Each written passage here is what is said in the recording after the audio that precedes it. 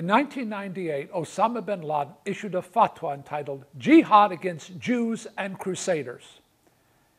He reiterated his declaration following the devastating attack on 9/11. Shortly thereafter, Reverend Billy Graham and President George Bush were pressured by the liberal left media to remove the word crusade from their vocabularies. Now Muslims plan to build a 13-story complex in Manhattan, just 600 feet away from the graves of 2,750 innocent people sacrificed in the name of Islam. It will contain a mosque, but where the money will come from has not been revealed. Like most of the billions of dollars invested in the American media corporations, universities, arts, presidential libraries, and ex-presidential speeches, the money will come from Saudi Arabia, the home of Osama bin Laden and 11 of the 19 suicide bombers. The mosque plan has been enthusiastically welcomed by gutless politicians and civic leaders to show how tolerant they are. This tolerance is at the expense of almost 3,000 dead Americans.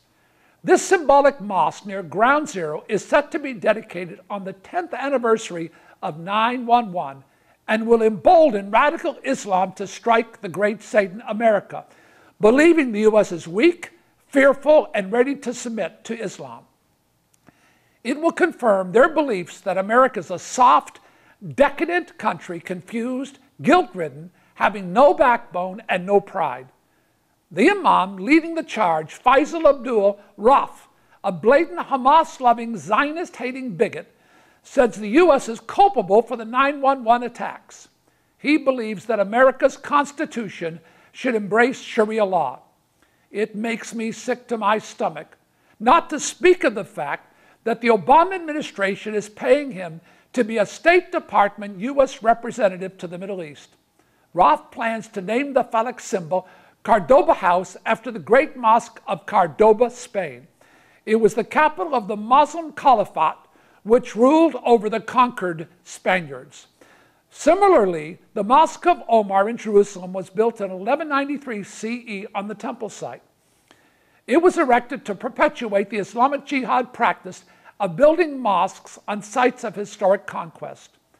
Only a fool would fail to realize that mosques, mullahs, and madrasas fuel, feed, and finance the 9/11 terrorists. Non-religious Muslims never beg for an early ticket to paradise. The battle of good versus evil is being fought from within. America is under siege.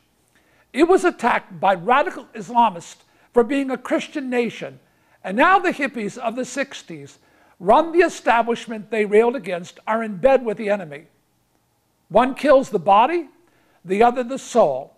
It's the dumbing down of America, all in the name of political correctness. These secular humanist morons excuse evil, or worse, deny it exists and coddle it by refusing to confront it. These enemies seek to destroy our freedom and impose their views on us. Anyone contradicting them is labeled as ignorant, evil, a racist, or a bigot. The lunatics, liberals, and liars supporting this plan do not believe that evil exists. It's not bad enough that almost 3,000 people lost their lives in the hideous acts of religious mass murder. Now their memories will be insulted, and the religion responsible for murdering them will be allowed to build a towering, triumphant mosque near the ground where they died. I am outraged, and you should be too. Are we losing our minds? To call it a tribute to the victims of 9/11 shows contempt for those who died. This is tantamount to standing on their graves and burning American flags. The events of 9/11 would never have happened had it not been for the teachings of jihad in mosques by mullahs. Any Muslim who denies this is a liar. If the liberal left is successful in pushing this through, what's next? A Nazi memorial in Jerusalem near Yad Vashem, where 6 million murdered Jews are memorialized? Where do you think UN protected Islamic murderers like Iran's president Mahmoud Ahmadinejad go to mock America when they come to the UN? They go to more than 100 mosques in New York City. So now we want these Holocaust-denying, American-hating nutjobs at Ground Zero? Mayor Bloomberg, shame on you. If you really want 101 mosques in New York, why not demand that Saudi Arabia give permits to build 101 churches and synagogues in its country, where not one Christian church or Jewish synagogue is permitted because of bigotry? I am asking everyone to sign the No 911 Mosque petition to Mayor Bloomberg.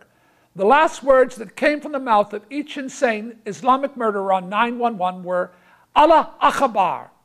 Those words will ring night and day over the ashes of 911 if we sleep.